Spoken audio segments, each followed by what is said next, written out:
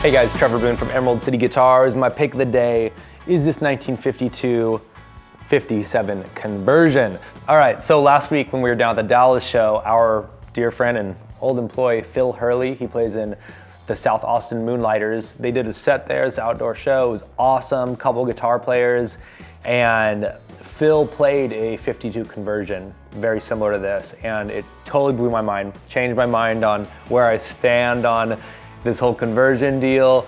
It sounded so good and was so obviously different than the other guitars, than how it sounded out in the mix, and just, it was crazy, and it shocked me. So it was so awesome to see it in context, but he played a really awesome 57 conversion.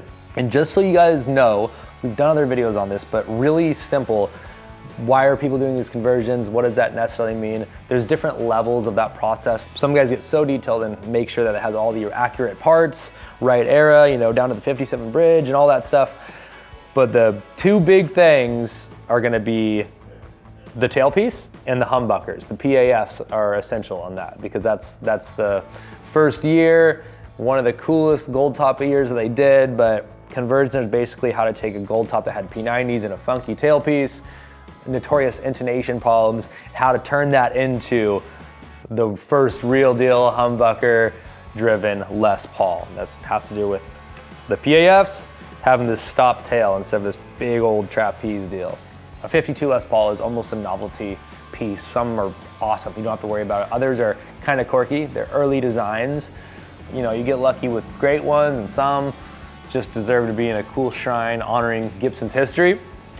So we got this guitar from Joe Riggio, and if you're a guitar geek, if you go to the shows, you know Joe, he's awesome. He's an amazing guitar builder, refinisher, he's local in the Seattle area, and just an amazing human on top of all that. The conversion on this is so awesome. I mean, I feel like it really keeps integrity of the instrument. Every single part on this guitar is vintage and correct to be the 57 Les Paul Gold Top. The 57 Gold Top is the first year that they put humbuckers on these Les Pauls.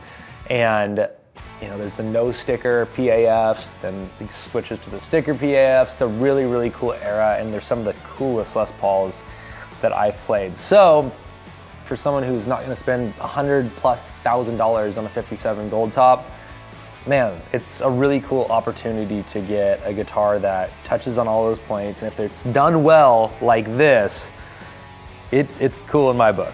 So this guitar has been refretted, and it was done so well. It was actually done by a local guy named Jeff Hope, who did an amazing job, and they even look correct. Like the patina of the metal even matches the overall age of this guitar. A couple things, this was a 52 pick guard that was reshaped for the humbuckers, but it's got 57 wiring, the 57 PAFs. I mean, they did such a good job on this, so I wanted to kind of present it again. Awesome case. It includes a cool vintage brown pink interior Les Paul case, which is in really good shape, so full package there. And next to me, we just got this in, so we had to do a video on it because we haven't had one in a while. They got all scooped up by touring bands, but here we have a Vox 1963 AC30 with factory top boost, 212s, obviously it's 30 watts, classic British amp, and it has 1967 Vox speakers. So a couple years newer, they probably blew at some point. Somebody sourced them so they're correct for the amp, and they have that classic tone that everybody wants. These are some of the coolest sounding speakers. Vox made them, and they came with the amps, and they were able to find a matching pair just to pop right in there. So it's a complete AC30 top boost amp. If you haven't heard an old AC30, once they're cooking and heating up, they're amazing. They get this whole swirl going on and voodoo in them, and they're just absolute rock and roll amps. So coming back inspired with these Les Pauls, having a cool amp like this, I really wanted to get Dan Phelps, who's done a lot of videos for us. He's a good friend of ours, and he really knows how to make these instruments sing not only the guitar but the amp. So two really cool classic pieces. I thought he would be the man for the job.